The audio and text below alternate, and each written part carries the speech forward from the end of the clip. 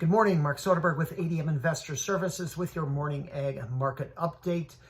Prices overnight very quiet, very little change with fresh news noticeably absent given the federal government shutdown now is in its third week.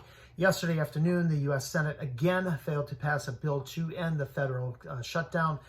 Corn right now is unchanged, up 4 to 5 better in the beans they are near session highs. Wheat prices off 2 to 3 cents, unchanged in the meal, while soybean oil prices are up about 25 points.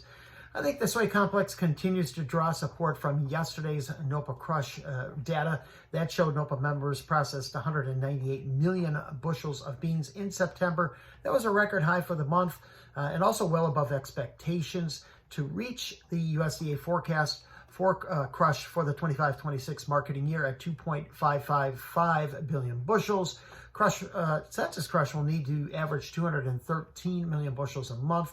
Crush tends to peak here in the late fall, early winter months with the arrival of the new crop harvest.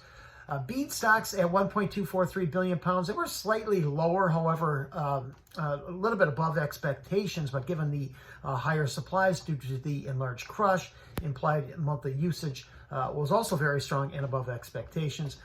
Also lending support to soybeans overnight. A report from Reuters suggests that China, the buyers there have slowed making purchases from Brazil for this December-January period, citing high premiums for Brazilian soybeans. The report also suggests the Chinese government may have to use state reserves to supply end users if purchases are delayed further.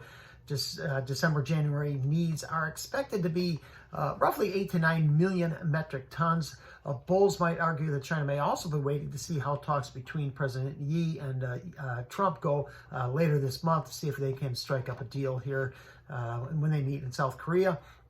We do expect to see the weekly ethanol production from the EIA later today as this government agency continues to operate fairly normally.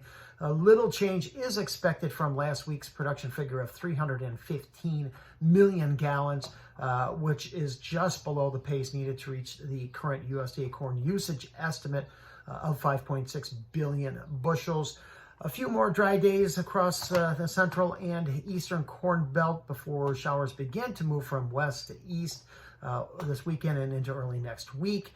Rainfall of 1 to nearly 2 inches is expected to be pretty widespread by early next week, slowing the remaining harvest for much of the eastern 2/3 of the Midwest. Heaviest rains over the next week are expected to be centered around the Great Lakes region. Temperatures are expected to return to above normal readings for the last week of October, with precipitation back to normal to below normal readings in South America. Timely rains in Argentina keep crop prospects there elevated. Rains are expected to start filling in across west central and northern growing regions of Brazil this weekend and into early next week before another dry pattern emerges as their transition to the monsoonal season remains slow. Much more rain will be needed. Funds good buyers in corn yesterday, about 11,000 contracts. We got that cutting their short position to about 114,000. Open interest did dip 6,000 contracts, suggesting some speculative short covering there.